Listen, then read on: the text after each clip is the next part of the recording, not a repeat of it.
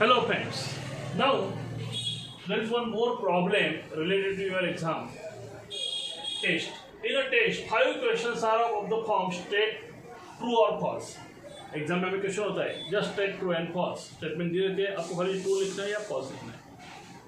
No student has got all answers correct. जितने भी students वहाँ पे है उनमें से कोई भी करेक्ट आंसर नहीं दे सकता. The answer of every student is different. Find the number of students appeared for the test. कितने स्टूडेंट्स उस टेस्ट को बैठे थे क्योंकि एक भी स्टूडेंट का आंसर करेक्ट आया नहीं. देखते हैं टोटल कितने क्वेश्चन है. 5 क्वेश्चन है. हर एक के लिए कितने ऑप्शन है ट्रू और फॉल्स. यानी हर एक के लिए 2 ऑप्शन है एक ट्रू और एक फॉल्स. मतलब हर एक के लिए कितने वेज है 2 वेज है. जैसे कि फर्स्ट क्वेश्चन लिया हमने नंबर 1 फर्स्ट क्वेश्चन के लिए 2 ऑप्शन है एक है ट्रू एक है फॉल्स. अगर हम ट्रू के साथ आगे जाते हैं तो फिर यहाँ पे 2 ऑप्शन है ट्रू एंड फॉल्स. फिर फॉल्स के साथ भी 2 ऑप्शन है ट्रू एंड फॉल्स.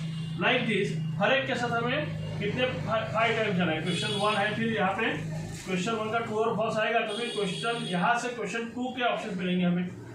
इस तरह से ये सीक्वेंस बनेगी. अगर क्वेश्चन 1 में ट्रू है और फिर क्वेश्चन 2 में ट्रू और फॉल्स में से एक है फिर आगे जाएंगे तो क्वेश्चन 3 में से हमें मिलेगा ट्रू और फॉल्स का ऑप्शन. इस तरह देखो फिर से बोल रहा हूँ. क्वेश्चन 1 में हमें 2 ऑप्शन है true and false. Either true होगा या फॉल्स. समझ लीजिए ट्रू है. अगर क्वेश्चन 1 ट्रू है अभी क्वेश्चन 2 क्या आ सकता है तो फिर ट्रू एंड फॉल्स आ सकता है. यानी सीक्वेंस क्या बनेगी ट्रू के साथ ट्रू या ट्रू के साथ फॉल्स. फिर क्वेश्चन 3 की तरफ ये होगा क्वेश्चन 2. फिर क्वेश्चन 3 की तरफ जाएंगे. अगर क्वेश्चन 2 भी ट्रू है तो फिर यहाँ पे ऑप्शन आएगा फिर से ट्रू एंड फॉल्स. यानी कितने ऑप्शन हो गए टी ये एक ऑप्शन बन गया. वैसे यहाँ पे आ गया 3 फॉल्स और फिर 3 और फॉल्स. वैसे क्वेश्चन 4 वैसे क्वेश्चन 5. इस तरह से एक सीक्वेंस बन जाएगा. ऐसे कितने सीक्वेंस बन रहे हैं देखिए ये हमें चेक कर रहे हैं. कैसे चेक करेंगे तो फर्स्ट क्वेश्चन के साथ 2 ऑप्शन है. फिर हर एक 1 के साथ 2 ऑप्शन है. ट्रू में से ट्रू एंड फॉल्स में से हर एक के लिए 2 ऑप्शन है ना. यानी हर 2 के लिए 2 ऑप्शन है. 4 ऑप्शन हो गए. फिर जो 4 ऑप्शन है ना इन 4 के लिए फिर आगे हर एक के लिए 2 ऑप्शन है. तो 4 2 जा 8 आएंगे यहाँ पे. देखिए 2 का 4 हो गया. 4 का कितना हो जाएगा true false true false true false. 1 2 3 4 5 6 7 8 हो गए. तो 2 2 जा 4 4 2 जा 8 ये हो गए क्वेश्चन 3. क्वेश्चन 4 में और उनको 2 ऑप्शन मिलेंगे. फिर क्वेश्चन 5 में और 2 ऑप्शन मिलेंगे.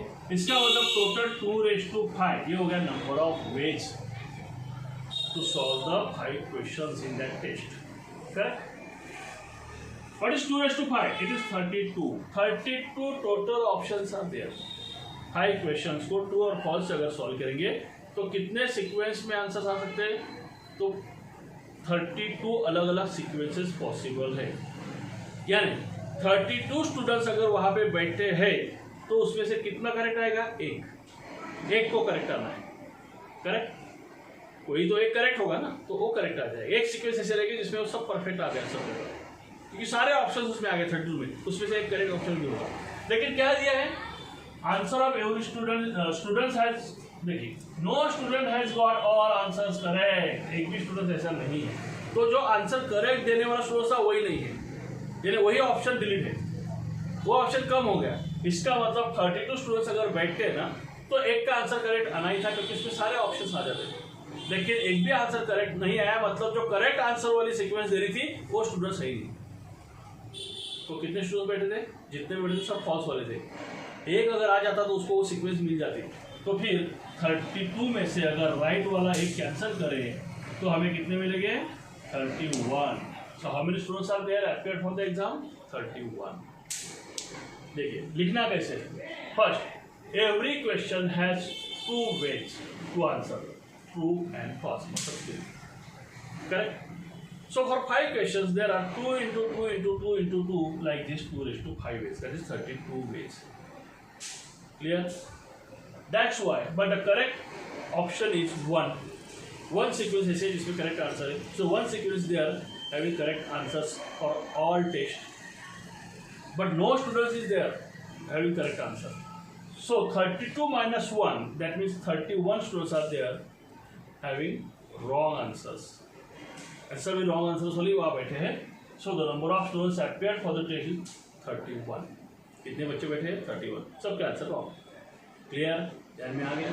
फिर से बताओ एक बार. देखिए, एक क्वेश्चंस के लिए दो ऑप्शंस हैं. अगर सपोज फर्स्ट क्वेश्चन का आंसर एक किसी ने ट्रू दिया तो उसको फिर दो ऑप्शंस मिलने वाले हैं. क्वेश्चन 2 में, क्वेश्चन 2 में अगर उसने ट्रू दिया तो उसको फिर ऑप्शन 2 मिलेंगे. एफ दिया तो 2 मिलेंगे. वैसे ही जो क्वेश्चन में फॉल्स आंसर देगा उसको भी इस तरह से मिलते जाएंगे. इस तरह से ये सारे सीक्वेंसेस अगर काउंट करें तो 32 वेज तैयार हो जाते हैं. 32 टाइप के सीक्वेंसेस पैटर्न्स तैयार हो जाएगी, जिसमें से एक पैटर्न करेक्ट होगा. क्योंकि तो सब आ गए, करेक्ट वाला पैटर्न भी आया, उसी में एक रहेगा. लेकिन no one student is there who got all answers correct. एक भी नहीं है जिसका आंसर करेक्ट आया. मतलब एक अगर 32 पूरे होते तो एक का आंसर करेक्ट आना ही था. अगर 32 अलग अलग तरीके से देते आंसर को, क्योंकि अलग अलग क्यों बोला है? The answer of every student is different. सबके आंसर अलग है, यानी सेम आंसर वाले कोई स्टूडेंट्स नहीं है. तो 32 टोटल ऑप्शन है, बट अब 32 टोटल स्टूडेंट्स होते तो एक का आंसर सही होगा. सही वाला स्टूडेंट्स जगह पे नहीं है, तो इसलिए टोटल नंबर ऑफ स्टूडेंट्स 31 है, जिनके सबके आंसर रॉन्ग है. Clear? So you have to write like this. There are 2 ways for each test. So the total number of 5 tests. So the total number of ways are 32. But the one sequence is correct. So 32 minus 1, that is 31 sequences are wrong. So there are total 31 maximum students appeared for the test. मिलते हैं next video में. उससे पहले समझ में आया तो like कीजिए. अगर आपको आगे की वीडियो चाहिए तो सब्सक्राइब करना मत भूलिए. और हाँ, दोस्तों को भी शेयर करते जाइए, उनको भी मिलते हैं नेक्स्ट वीडियो में. बाय.